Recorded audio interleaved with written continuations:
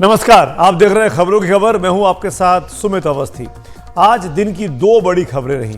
देश भर में 5वें दौर का मतदान हुआ और देश के बाहर ईरान में बड़ा हादसा हुआ। इन दोनों खबरों पर बारी बारी से आपको तफसील से जानकारी देंगे, लेकिन पहले बात चुनावों की कर लेते हैं।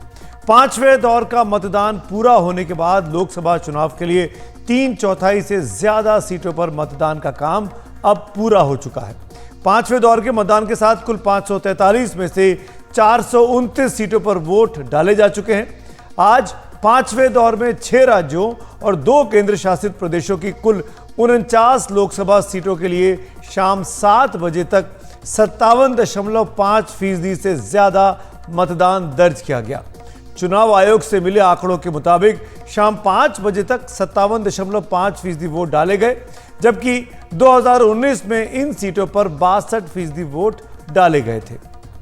सबसे ज्यादा 73% वोट पश्चिम बंगाल में पड़े, जहां 7 लोकसभा सीटों के लिए आज वोट डाले गए हैं, जबकि सबसे कम मतदान 49% महाराष्ट्र की 13 लोकसभा सीटों पर हुआ और इसके साथ ही महाराष्ट्र में सभी 48 लोकसभा सीटों पर अब मतदान का काम इन शुरुआती 5 फेजेस में पूरा हो चुका है।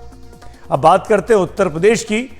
उत्तर प्रदेश की 80 सीटों के बाद दूसरे स्थान पर सबसे ज्यादा 48 लोकसभा सीटें महाराष्ट्र की थी। आज उत्तर प्रदेश की 14 लोकसभा सीटों पर 57.8% मतदान हुआ है। बिहार की बात करते हैं। बिहार की 5 लोकसभा सीटों पर 52.6% मतदान हुआ। झारखंड की 3 लोकसभा सीटों पर 63% आज मतदान रिकॉर्ड किया गया। अब बात करते हैं ओडिशा की। ओडिशा की 5 लोकसभा सीट पर 60.7% आज वोट पड़े हैं। इसके अलावा केंद्र शासित प्रदेश, ये आप देख सकते हैं, ये उड़ीसा के आंकड़े आपके सामने।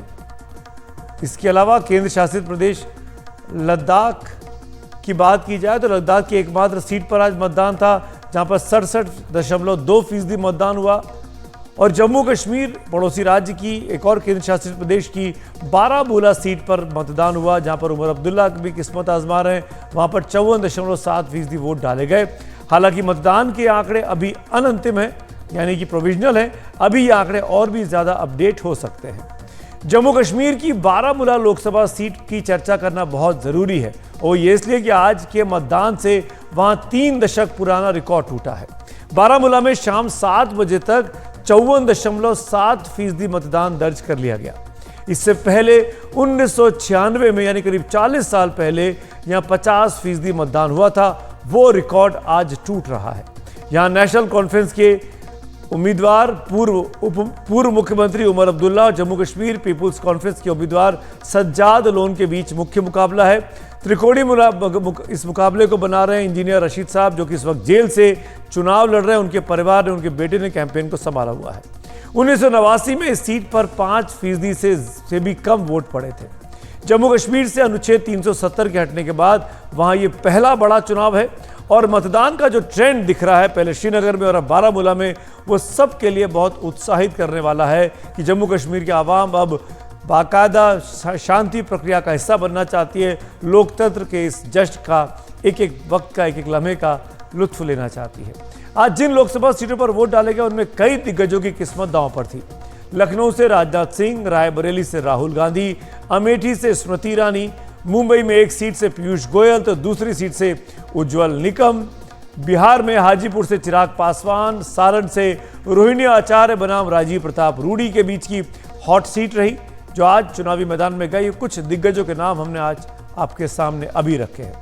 जैसा कि हमने आपको बताया कि आज के मतदान के साथ ही महाराष्ट्र की सभी 48 लोकसभा सीटों पर मतदान का काम अब पूरा हो चुका है। सियासी लिहाज से महाराष्ट्र बहुत ही महत्वपूर्ण राज्य है।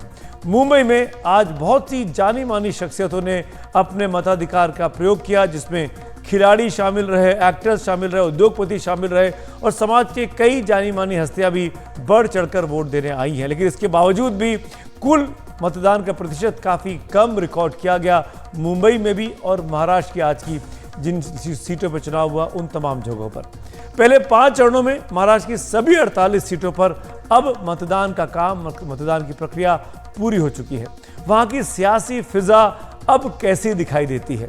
इसी मुद्दे पर आइए आपको सीधे लिए चलते हैं मुंबई में गेटवे ऑफ इंडिया पर मेरे सहयोगी मौजूद हैं, जितेंद्र दीक्षित और पूजा भारद्वाज। उनके पास चलते हैं और देखते हैं कि मुंबई की फिजा क्या कह रही है।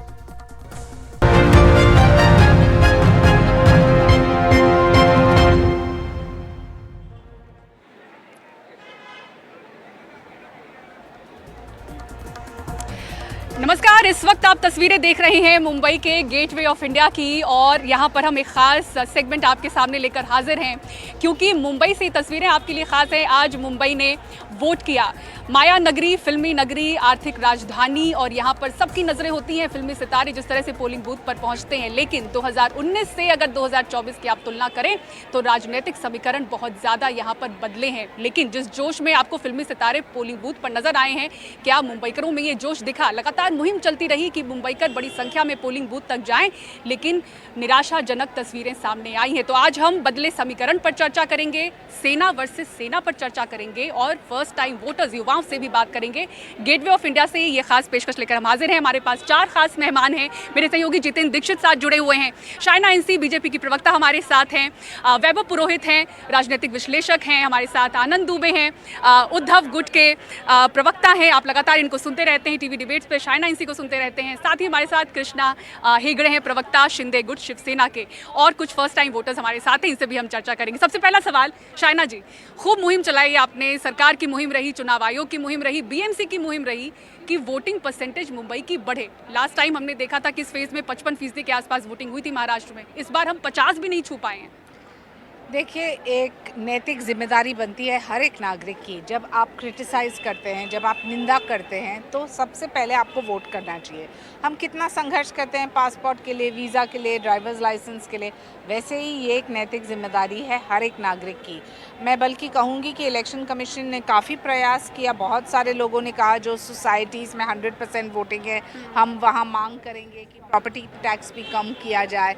बहुत सारे मुहिम चले, लेकिन अंत में मैं मानती हूँ कि हमारे मुंबई का कहीं ना कहीं लैक्स ज़रूर होते हैं, और ये भी एहसास होता है कि अब की बार वापस प्रधानमंत्री मोदी जी, तो शायद उस परिप्रेक्ष्य में आप देखें कम नहीं लग रहा है अगर परसेंटेज कम है तो। वोट तो बीजेपी का ही है। अच्छा। लेकिन हाँ, ज़रूर हो सकता है बहुत सारे सवाल प्रश्न चिन्ह उठे वोटिंग परसेंटेज। आनंद जी, शाइना जी तो कॉन्फिडेंट है, जो भी जितनी भी परसेंटेज है वो उनकी तरफ ही है।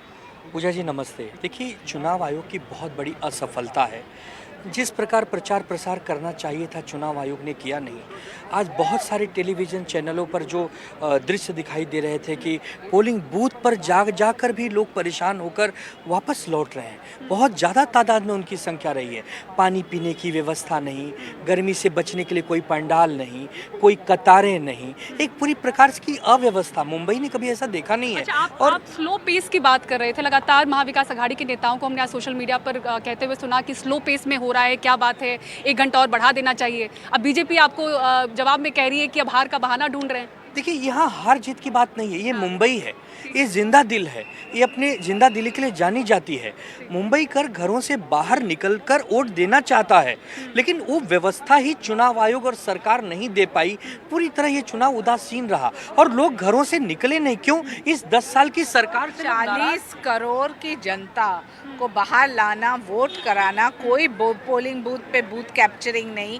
कहीं भी आपने देखा है कि कोऑपरेशन रहा है एडमिनिस्ट्रेशन के ऊपर। जब आप हार रहे हैं ना, तो बयान जितेंद्र जी, मुझे लगता है कि जो फर्स्ट टाइम वोटर्स, जो युवा वोटर्स हैं, उनसे भी बात कर लेते हैं। क्या कहोगे आप लोग एक मुहिम चला रहे थे फर्स्ट टाइम वोटर्स के लिए, लेकिन इस बार तो फर्स्ट टाइम वोटर्स क्या, युवा, मुझे जिस बूथ पे मैं थी बैंड्रा वेस्ट के, वहाँ पर मुझे लगता है कि 90% सीनियर सिटीजन ही नज़र आ रहे थे, युवा तो नज़र ही नहीं आ रहे थे। तो क्या गर्मी ज़्यादा है, निराशा है, या वीकेंड मनाने के लिए, छुट्टी मनाने के लिए बाहर निकल गए? तो वोटर्स का बाहर ना आना एक तरीके से हम कह सकते हैं कि वो उनका खुद का एक नेग्लिजेंस होगा। काफ़ी सारे लोग वोटिंग को अपना रिस्पॉन्सिबिलिटी नहीं मानते। हम अगर इस देश के रिस्पॉन्सिबल युवा है तो हमें वोटिंग को हमारी रिस्पॉन्सिबिलिटी लेनी चाहिए। कई लोग इसे एक रिस्पॉन्सिबिलिटी की तरह नहीं लेते, इसके लिए वो बाहर नहीं आते वोट करने के लिए। ये एक बहुत बड़ा कारण है कि वोटर टर्नआउट क्यों नहीं होता है, और बहुत सारे अधिक कारण, जैसे एक वोट इलेक्शन के दिन को एक छुट्टी की तरह मानना। और एक और हाँ ठीक है जी क्या क्या एक ये जो बेरुखी का कारण एक तरह से ये भी है कि राजनीति में जो कुछ भी हो रहा है, जिस तरह की तोड़फोड़ हुई है, या आरोप लगता है कि आज एक पार्टी किसी नेता को भ्रष्टाचारी बता रही है और फिर अगले दिन उसको साथ में ले लेती है, तो ये तमाम चीज़ें भी क्या एक तरह से युवा वोटर्स को बेरुखी की ओर भेज देती हैं?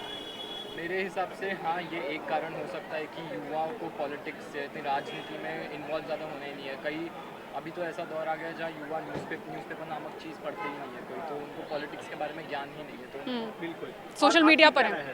सो हम लोग IIMUN संस्था से, जैसे आपने बोला कि हमने एक कैंपेन चलाया था माई फर्स्ट वोट, जिसमें हमारा बेसिकली मेन एम ये था कि हम यंग जनरेशन जो है, युवा जो है, उन्हें मोटिवेट करें कि वो जाकर वोट करें। हमने काफ़ी लिमिनरीज AR रहमान, शशि थरूर, PT उषा के साथ कोलैबोरेट किया, मोटिवेट किया। फिर हम लोग स्कूल कॉलेजेस में गए, उधर बच्चों को एडुकेट किया कि आप जाइए वोट कीजिए। जैसे कि आप बोल रहे हैं आप बांद्रा में थे, हम लोग भी पूरे बॉम्बे में आज अलग अलग सेंटर्स पे थे।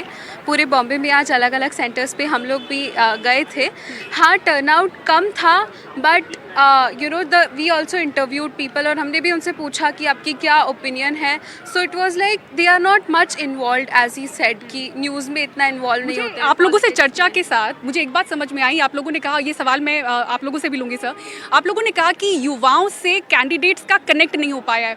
कोई भी कैंडिडेट हमारी तो बात करता ही नहीं है। महाराष्ट्र में स्पेशली मैं कहूँगी इस बार तोड़फोड़, जैसा कि जितेंद्र मेरे सहयोगी बता रहे थे कि तोड़फोड़ तो हुआ है, कन्फ्यूजन बहुत ज़्यादा है आप लोगों में, लेकिन कोई भी कैंडिडेट तोड़फोड़ के बाद भी क्या आपके मुद्दों की बात कर रहा है आपके पास आकर? मुझे ऐसा लगता है कि हाँ, बात तो करते हैं, कहीं ना कहीं बात तो करते हैं, पर वो हमसे कनेक्ट नहीं हो पाते हैं। अब वो जो बात करते हैं आधे से ज़्यादा लोगों को समझ ही नहीं आती है, सो कनेक्ट नहीं हो पाता। हाँ, आपका जवाब लेंगे इस पर। देखिए, युवाओं ने अच्छा मेहनत भी किया है, इलेक्शन कमीशन ने भी अच्छा काम किया है, लेकिन उद्धव जी के प्रवक्ता हमेशा नेगेटिव ही बोलते हैं, क्योंकि उनकी जो मनस्थिति है वो नेगेटिव है। देखिए, ऐसा है कि मुंबई में हमेशा 52% वोटिंग होता है, 50% वोटिंग होता है, और जब बाई इलेक्शन होते हैं तो 35% भी वोटिंग हुआ है। तो वो हिसाब से अगर 6 बजे तक का आपने आंकड़ा पकड़ा तो शायद 48% होगा। उसके बाद भी कई लोग वोटिंग करने गए, उसका जो आंकड़ा है वो 8 बजे मिलेगा, तब हो सकता है 1-2-3 टका देखिए और ना, बढ़ेगी। ये मुद्दा है बहुत बड़ा। शहनाज जी, आपसे भी मैं सवाल लूंगी।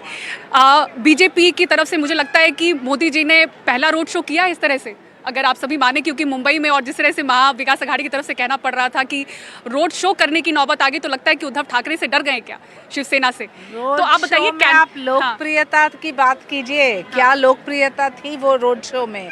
जब वो आए यहाँ रैली में, आप देखिए क्या तादाद में लोग बाहर आए मोदी मैजिक को शहनाज सुनने। जी, आपके लिए एक सवाल है बच्चों के पास। वो सवाल ये बनाकर आए हैं कि कैंडिडेट से कनेक्ट नहीं हो पाता है उनका।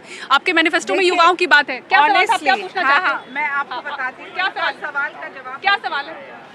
तो आपको किसका सवाल था? हाँ, बताइए। जी, सो बेसिकली इनके मैनिफेस्टो में दिया गया है कि मेरा युवा भारत करके एक स्कीम है, जहाँ पे वो यूथ ऑफ द नेशन को लाइक लीडरशिप क्वालिटीज़ एंड वो सब सिखाना चाहते हैं। बट उन्होंने ये क्लियर नहीं किया कि how will they teach the youth leadership qualities. And another point उन्होंने दिया है कि they will involve them in basically nation building.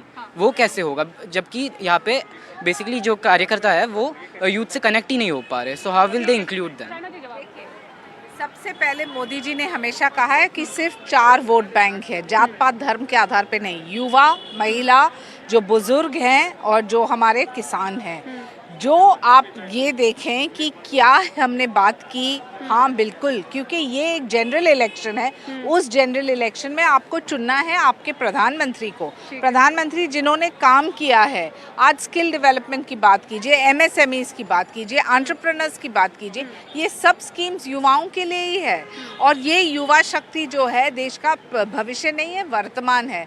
तो मैं मानती हूँ कि कहीं ना कहीं ये कहना कि कनेक्ट नहीं हुआ या धूप था या हम गए और हमारा नाम नहीं था, बहाना न करते हुए हमें हमारी नैतिक जिम्मेदारी ज़रूर निभाना है। जी। अच्छा जितेंद्र जी, ये माइक मैं अब आपको दूंगी, शायद आपका माइक काम नहीं कर रहा है।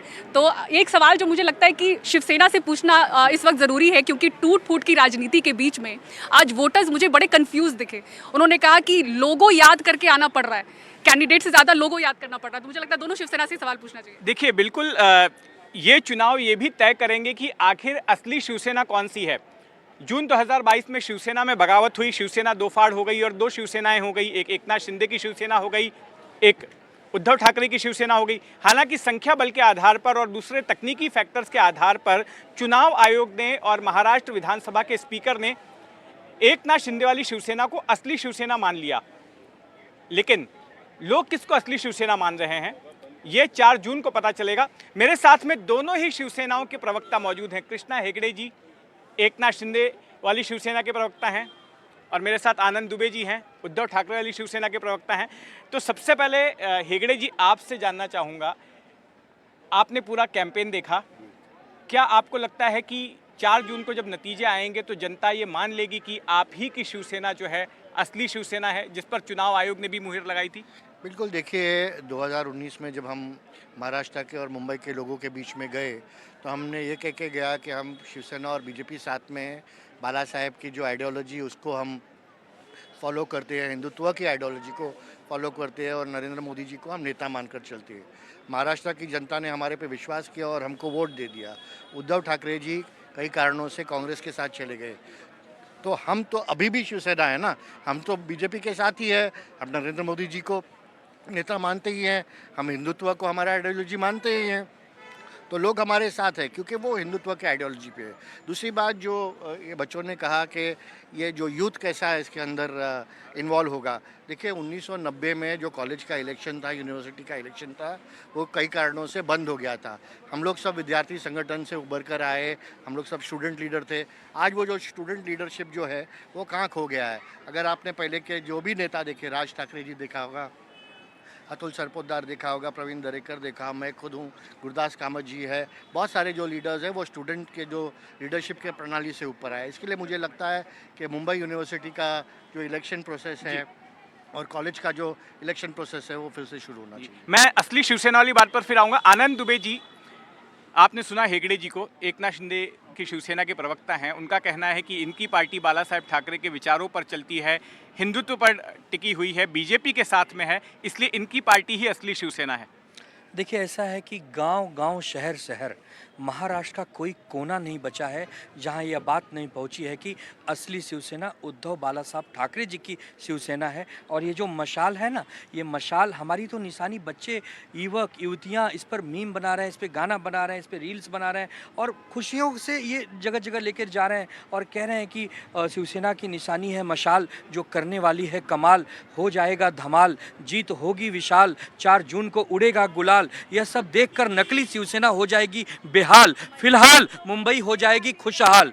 और मशाल जिस प्रकार जल रही है, जैसे मोदी जी बोलते हैं ना खटाखट खटाखट, तो मशाल के सामने का बटन दब रहा है चपाचप चपाचप चपाचप और मशाल जल रहा है धकाधक धकाधक धकाधक। आनंद जी ये बताइए ना, सेक्युलर हो गई क्या उद्धव ठाकरे जी की शिवसेना? मुस्लिम वोट मिल रहे हैं कि नहीं मिल रहे हैं? देखिए, हिंदू, मुसलमान, सिख, ईसाई, भारत में रहने वाले, महाराष्ट्र में रहने वाले हर जाति धर्म का वोट हमें मिल रहा है। क्योंकि देखिए हमारी पार्टी जो है ना बाला साहब ठाकरे जी के आदर्शों को लेकर चलती है। बाला साहब ठाकरे जी का पहला वाक्य याद है, शिवसेना जात पात नहीं मानती है। आप उनका कोई भी भाषण, ठाकरे ने तो ये भी कहा था कांग्रेस के साथ कभी नहीं जाएंगे। बाला साहब ठाकरे जी वही बाला साहब ठाकरे जी थे जिन्होंने इंदिरा गांधी जी को सपोर्ट किया था, जिन्होंने प्रणब दा मुखर्जी जी को सपोर्ट किया था और प्रतिभा ताई पाटिल जी को राष्ट्रपति के चुनाव में सपोर्ट किया था। सुनिए तो अगर आनंद जी, बाला साहब ठाकरे जी की बात मानेंगे, ठाकरे जी ने तो ये हमेशा से कहा कांग्रेस को उन्होंने कि जो सपोर्ट दिन किया मुझे था। कांग्रेस के नहीं, साथ हाथ वो मिलाना पूरा वाक्य पड़े, बताइए, मैं वो मेरी पूरा दुकान वाक्य बंद कर बताइए। दूंगा। आप आधा और अधूरा- दूसरा आनंद दुबे जी कह रहे थे शरद कि पवार मशाल, जी के गुलाल, साथ और कमाल, कांग्रेस पार्टी अरे के इनके राज में तो साथ भ्रष्टाचार ये का धमाल शिवसेना था। जा सकती है। लेकिन तो आदरणीय कृष्णा जी- बाला साहेब ठाकरे जहां भी हैं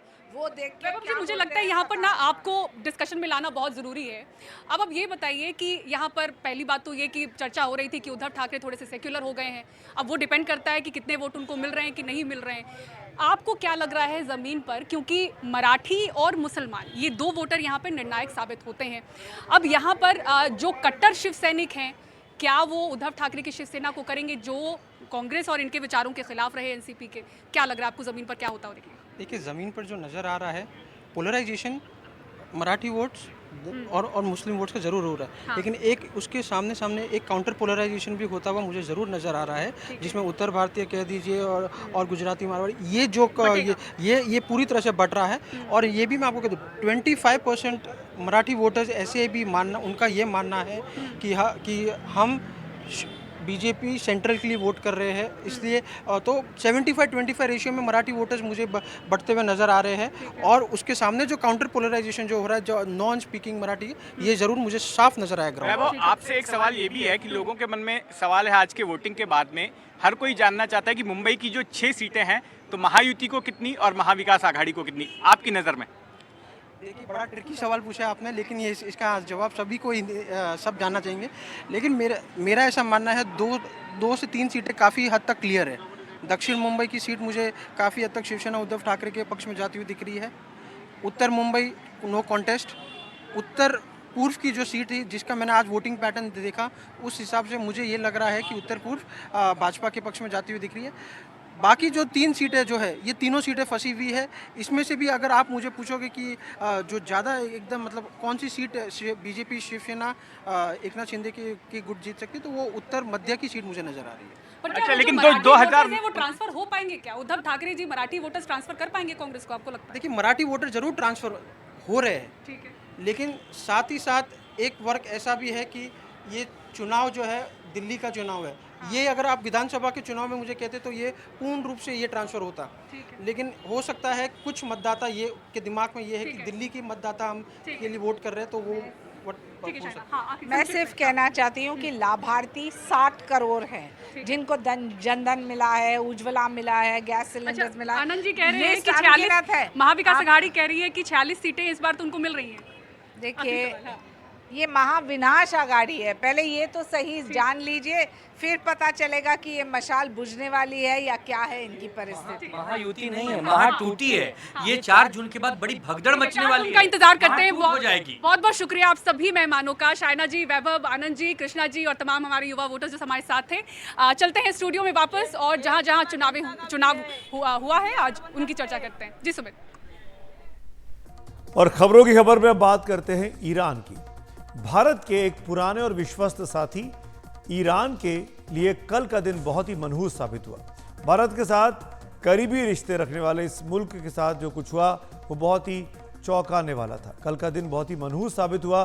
संबंध रखने के लिए इच्छुक ईरान के राष्ट्रपति, जो भारत के साथ अच्छे संबंध रखना चाहते थे, इब्राहिम रईसी की ईरान के सीमांत प्रांत पूर्वी अजरबैजान में एक हेलीकॉप्टर हादसे में मौत हो गई। ईरान के राष्ट्रपति इब्राहिम रईसी रविवार दोपहर पूर्वी अजरबैजान के पहाड़ी इलाके में एक बांध का उद्घाटन कर वापस लौट रहे थे। ये उस वक्त की ही तस्वीरें हैं। इस उद्घाटन कार्यक्रम में उनके साथ पड़ोसी देश अजरबैजान के राष्ट्रपति इल्हम अलीवे भी शामिल थे। आप कह सकते हैं कि आखिरी तस्वीरें थी इब्राहिम रईसी की। अजरबैजान के राष्ट्रपति के मुताबिक कार्यक्रम के बाद उन्होंने ईरान के राष्ट्रपति इब्राहिम रईसी को विदा किया। रईसी के बेल हेलीकॉप्टर ने डैम के इलाके से 130 किलोमीटर दूर तबरेज शहर के लिए उड़ान भरी। तबरेज में इब्राहिम रईसी को 2 तेल परियोजनाओं का भी उद्घाटन करना था, लेकिन उनका हेलीकॉप्टर बीच रास्ते में ही लापता हो गया। रईसी के साथ हेलीकॉप्टर में 7 लोग मौजूद थे, जिनमें ईरान के विदेश मंत्री और पूर्वी अजरबैजान के गवर्नर भी शामिल थे। पहले खबर आई कि हेलीकॉप्टर की हार्ड लैंडिंग हुई है। रईसी के हेलीकॉप्टर के साथ उड़ रहे 2 अन्य हेलीकॉप्टरों ने यह सूचना दी। इन हेलीकॉप्टरों ने भी तुरंत इमरजेंसी लैंडिंग की। तुर्की के एक ड्रोन ने सबसे पहले इस बात की जानकारी दी कि एक हेलीकॉप्टर का मलबा उत्तर पश्चिम ईरान की एक पहाड़ी पर बिखरा पड़ा है। इन सब जानकारियों के बीच कई राहत और बचाव टीमों को मौके पर भेजा गया। पहाड़ी इलाके में घने कोहरे, बर्फबारी और बारिश के बीच रात भी गहरा गई, लेकिन ये टीमें रात में करीब 7000 फीट की ऊंचाई पर घटनास्थल तक पहुंची गई। यहां एक पहाड़ी पर इस नीले और सफेद रंग के हेलीकॉप्टर का मलबा बिखरा हुआ था। हेलीकॉप्टर का मलबा और मारे गए लोगों के शव देखने के बाद इस बात की पुष्टि की गई कि राष्ट्रपति इब्राहिम रईसी का हेलीकॉप्टर क्रैश हो चुका है, जिसमें हेलीकॉप्टर में बैठे सभी लोगों की मौत हो गई है। ईरान की सरकार ने अभी तक हेलीकॉप्टर क्रैश की कोई वजह या साजिश को तो नहीं बताया है, केवल यही कहा है कि खराब मौसम में हेलीकॉप्टर क्रैश हुआ है। यह हेलीकॉप्टर बेल 212 हेलीकॉप्टर था, जिसे 60 के दशक में अमेरिका की एक कंपनी ने कनाडा की फौज के लिए तैयार किया था। ईरान पर अमेरिका की पाबंदियों के कारण इस हेलीकॉप्टर के पुर्जे या उपकरण उसे अब नहीं मिल पा रहे थे। और जानकारी जो मिली है उसके मुताबिक ईरान खुद ही इन उपकरणों को तैयार कर रहा था और अपने हेलीकॉप्टर्स को अपडेट कर रहा था। ईरान के एक पूर्व विदेश मंत्री ने इसी वजह से अमेरिका को इस हादसे का जिम्मेदार बताया कि उसने सही समय पर उपकरण प्रोवाइड नहीं किए, जिस वजह से यह हादसा हुआ होगा। हालांकि अभी तक इस हादसे के पीछे किसी का हाथ होने की आधिकारिक आशंका नहीं जताई गई है। बीते कुछ महीनों से ईरान के साथ इजराइल के संबंध जितने खराब रहे हैं, उसके बाद कुछ इलाकों में इजराइल को लेकर आशंका जताई गई, लेकिन इजराइल ने पहले ही साफ कर दिया कि उसका इस घटना से कोई लेना देना नहीं है। 63 साल के इब्राहिम रईसी ईरान के कद्दावर और कट्टरपंथी यानी हार्डकोर नेता माने जाते थे और 2021 से वहां के राष्ट्रपति थे। उन्हें ईरान के 85 साल के सर्वोच्च नेता अली खमेनी से करीबी की वजह से उनकी विरासत का दावेदार भी माना जाता था। अपने दौर में ईरान में उन्होंने नैतिक कानूनों को लेकर सख्ती की और सरकार विरोधी प्रदर्शनों को सख्ती से कुचला। पश्चिमी देशों के साथ परमाणु वार्ताओं में भी उन्होंने ईरान का सख्त रुख पेश किया। इसीलिए कट्टरपंथी नेता के तौर पर रईसी की पहचान ईरान में होती है। उनकी मौत के बाद ईरान के सर्वोच्च नेता अली खमेनी ने देश के प्रथम उपराष्ट्रपति मोहम्मद मोखबर को अंतरिम राष्ट्रपति नियुक्त कर दिया है। ईरान में अगर किसी राष्ट्रपति का निधन होता है तो वहां के संविधान के अनुच्छेद 131 के मुताबिक प्रथम उपराष्ट्रपति देश के अंतरिम राष्ट्रपति के तौर पर कार्यभार संभालते हैं, बशर्ते ईरान के सर्वोच्च नेता उसकी पुष्टि कर दे। ईरान के संविधान के मुताबिक राष्ट्रपति के निधन के बाद 3 सदस्यों की परिषद को 50 दिन के अंदर नए राष्ट्रपति का चुनाव करना होता है।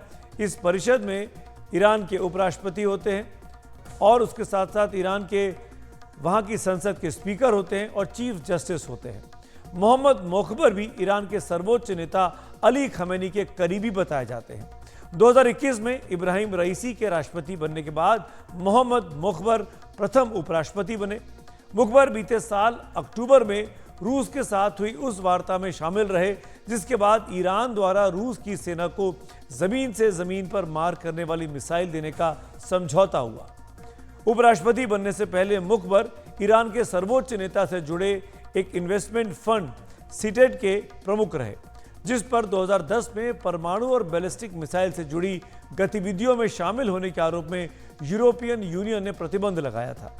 2012 में मुखबर का नाम प्रतिबंध की लिस्ट से हटा दिया गया। 2013 में अमेरिका के वित्त मंत्रालय ने एक बार फिर उस इन्वेस्टमेंट फंड और उससे जुड़ी कंपनियों पर प्रतिबंध लगाया, तो मोहम्मद मुखबर ईरान के अंतरिम राष्ट्रपति अब बन गए हैं।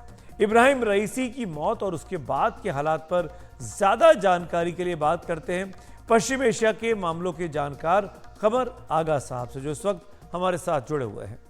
आगा साहब, शुक्रिया एनडीटीवी से बात करने के लिए। ईरान के राष्ट्रपति इब्राहिम रईसी की हादसे में जो मौत हुई है उसके बाद ईरान और पश्चिम एशिया की सियासत में अब आपको क्या बदलाव नजर आता है? मुझे नहीं लगता कि बहुत ज्यादा बदलाव आएगा।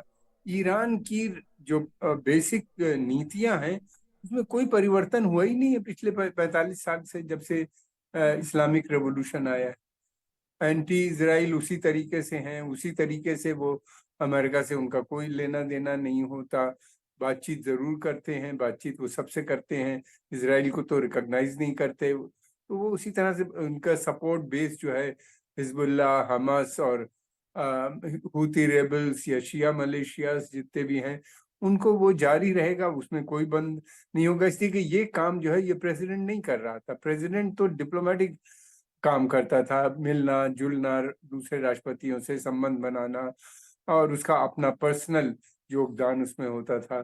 तो वो एक कमी बहुत बड़ी ईरान में रहेगी। दूसरी तरफ ये भी था कि वो उन्हीं ने जो एक बड़ा मेजर काम था कि सऊदी अरेबिया से रिश्ते बनाए, तो दूसरी तरफ मरने से कुछ ही समय पहले वो अजरबैजान, जो कि उनका बड़ा कंपटीटर ही नहीं बल्कि उससे बड़ी राइवलरी थी, अच्छे संबंध नहीं थे, उससे उन्हीं ने दोबारा संबंध बनाए। वहीं गए, वहाँ के राष्ट्रपति से मिले, एक डैम का इनॉग्रेशन किया, लौटते में उनकी हेलीकॉप्टर से दुर्घटनाग्रस्त हो गया जिसमें उनकी हत्या भी हो गई।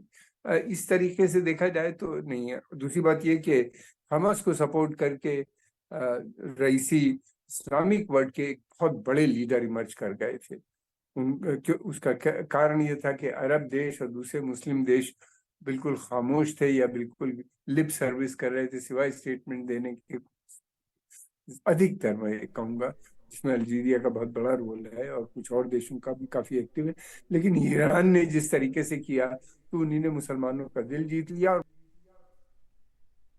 ये भी जानना चाहेंगे आगा साहब आपसे, बहुत सी चीज़ें सोशल मीडिया पे चल रही हैं, एक कॉन्स्पिरेसी थ्योरी चल रही है। इजराइल के ईरान के साथ संबंध कैसे हम सब जानते हैं, किसी से छुपा नहीं है। मोसाद का नाम आया, क्या आपको लगता है कि ये एक हादसा भरी था या फिर एक साजिश भी हो सकती है, जिस तरीके से एक हेलीकॉप्टर दुर्घटनाग्रस्त हुआ, बाकी 2 बच गए जबकि 3 ने उड़ान भरी थी? बड़ा मुश्किल है कहना कि साजिश है या नहीं। 50 साल पुराना बेल कंपनी का ये हेलीकॉप्टर था। शाह ऑफ ईरान ने भी इसका इस्तेमाल किया है। स्पेयर पार्ट्स इनके पास थे नहीं, मिलते नहीं थे, कंपनी भी नहीं बनाती थी ये। ईरान स्वयं इसके स्पेयर पार्ट्स बनाता था।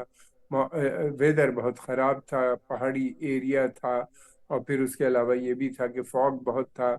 मिस जजमेंट भी हो सकता है। ईरान के दुश्मन भी हैं बहुत। इजराइल को अगर मौका मिलेगा तो ज़रूर वो इस्तेमाल करते, लेकिन हिस्ट्री अब में देखा जाए तो ये इजराइल ने किसी हेड ऑफ द स्टेट को अभी तक टारगेट नहीं किया, और उन लोगों ने डिनाइल भी किया है। इंटरनल पावर स्ट्रगल क्या थी, मैं समझता हूँ उसके लिए हम लोग को थोड़ा वेट करना चाहिए। अगर साहब, भारत के ईरान के साथ अच्छे संबंध थे, रईसी के साथ भी भारत के राष्ट्र प्रमुखों के अच्छे संबंध रहे। भारत ने अपने देश में शोक की घोषणा भी कर दी है। अब जब निधन हो गया रईसी साहब का, तो आप क्या देखते हैं, भारत और ईरान के संबंधों पर इसका क्या असर पड़ेगा?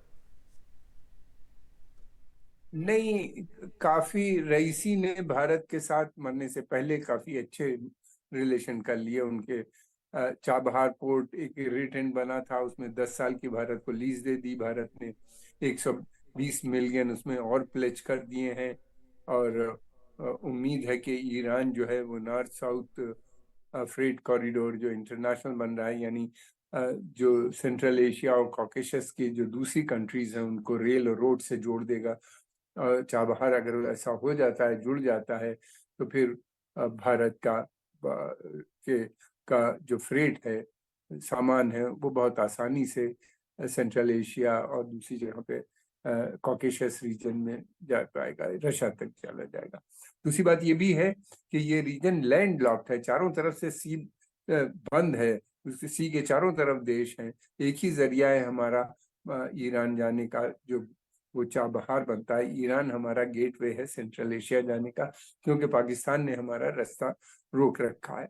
तो भारत की ईरान को बहुत ज़रूरत है। भारत जितनी हमको ज़रूरत है उससे ज़्यादा ईरान को भी भारत से की दोस्ती भारत चाहता है। उसके 2 कारण है। एक तो ये ईरान चाहता है कि इंडिया, उसके रिश्ते बहुत घनिष्ठ चाइना से हैं, उसको काउंटर बैलेंस करने के लिए वो चाहता है कि भारत से भी अच्छे रिश्ते बनाए, ताकि काउंटर बैलेंस कर सके जो वहाँ पे चाइनीज इन्फ्लुएंस या उसको करने के लिए। तो उनके लिए भी बहुत इम्पोर्टेंट है। भारत के लिए भी ईरान बहुत हमारे हिस्टोरिक टाइज हैं, सिविलाइजेशनल टाइज जिसे कहते हैं कि ऐतिहासिक है।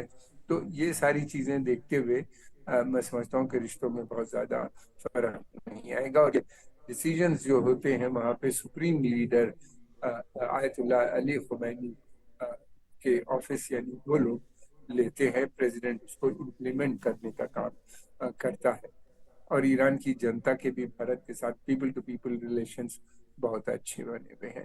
मुझे नहीं लगता कि आने वाले समय में कोई बड़ा, हाँ, लेकिन रईसी के जाने के बाद अगर वहाँ पे चेंज आता है, और ये जो पीरियड है 50 दिन का, और फिर इलेक्शन और फिर नई गवर्नमेंट बनना, तो उसके अंदर ज़रूर उसके चलते हुए ईरान इंटरनल प्रॉब्लम्स में, इलेक्शन और दूसरे प्रोसेसेस में घिर जाएगा।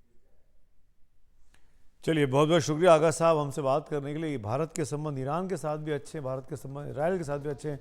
भारत वो भूमिका निभा सकता है जो दोनों के बीच में बैलेंस एक तरीके से कैसे किया जाए और चीज़ों को शांति की दिशा में कैसे आगे बढ़ाया जा सकता है। फिलहाल खबरों की खबर में आज हमारे साथ इतना ही। वक्त है एक ब्रेक का। लेकिन ब्रेक के बाद एनडीटीवी इंडिया पर खबरें जारी हैं, लेकिन मेरी तरफ से शुभ रात्रि।